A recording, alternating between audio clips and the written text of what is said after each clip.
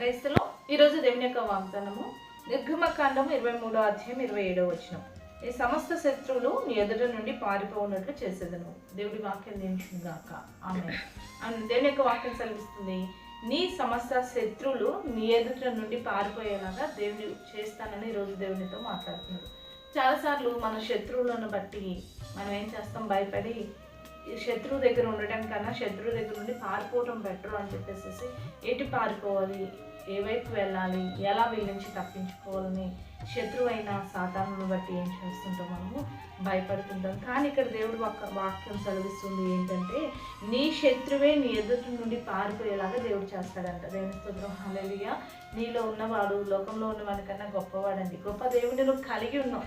నువ్వు పారిపోవటానికి వీలు లేదు. దేవుడే వారిని ఎదురుని పారిపోయేలాగా నేను చేస్తాను అంటున్నాడు.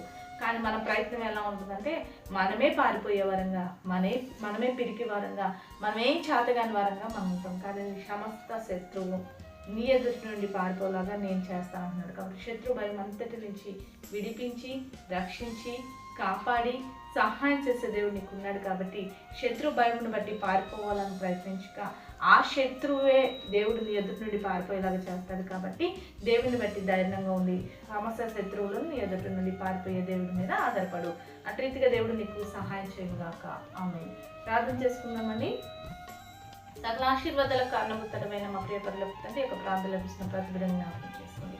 ఆయా వారి యొక్క శత్రువులను బట్టి భయపడే ప్రతి పరిస్థితి వారి ఎదురు నుంచి తొలగించి, వారు పారిపోవటం కాదండి, వారి శత్రువులే వారి ఎదురు నుండి పారిపో చేసేది గొప్ప దేవుడు నువ్వు నన్ను గ్రహించి నీ మీద ఆధారపడి నీ సహాయం పొందుతున్న కృప ప్రతి ఒక్కరికి దయచేయమని యేసు నామములో ప్రార్థిస్తున్నాము తండ్రి.